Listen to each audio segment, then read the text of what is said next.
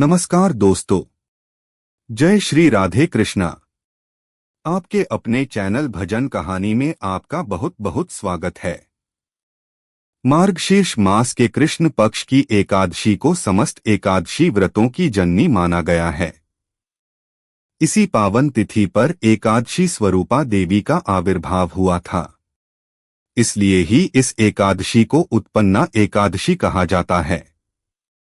कहा गया है कि जिस दिन शक्ति का उद्भव हुआ उसी दिन पापों का नाश होना निश्चित हुआ।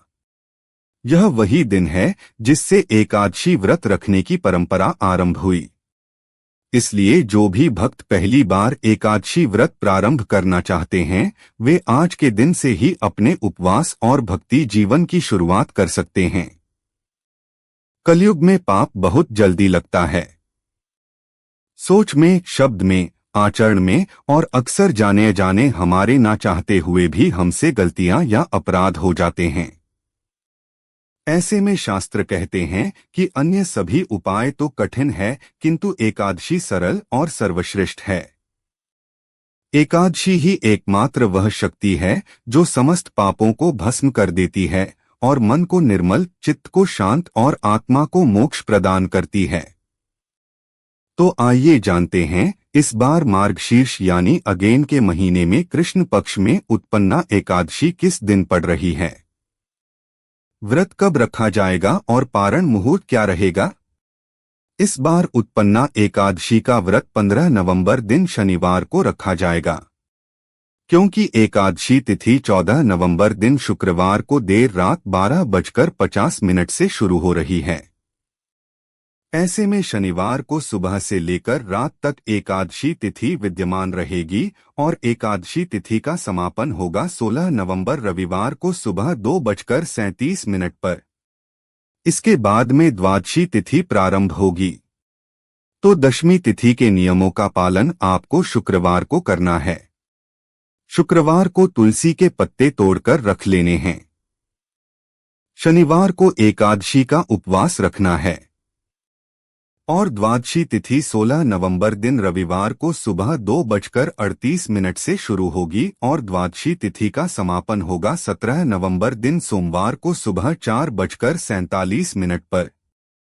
द्वादशी तिथि लगते ही हरिवासर का समय भी शुरू हो जाता है और हरिवासर का जो समय है वह रविवार को सुबह 2:37 से प्रारंभ हो जाएगा।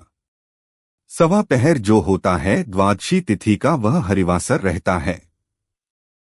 हरिवासर का समय रविवार को सुबह 7:10 पर समाप्त होगा और इसके बाद में आप व्रत का पारण करेंगे। तो व्रत पारण आप 2 समय में कर सकते हैं। सुबह आप 7:15 से 8:45 के बीच में अपना व्रत खोल सकते हैं। जो भक्त सुबह व्रत ना खोल पाए वो दोपहर में 1:10 से 3:18 के बीच में भी व्रत का पारण कर सकते हैं। व्रत का पारण पंचामृत या तुलसी पत्र से ही करना चाहिए।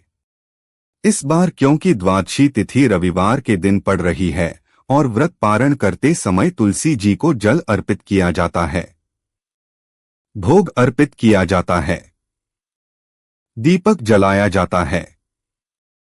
तो क्या रविवार के दिन हम तुलसी जी में जल अर्पित कर सकते हैं?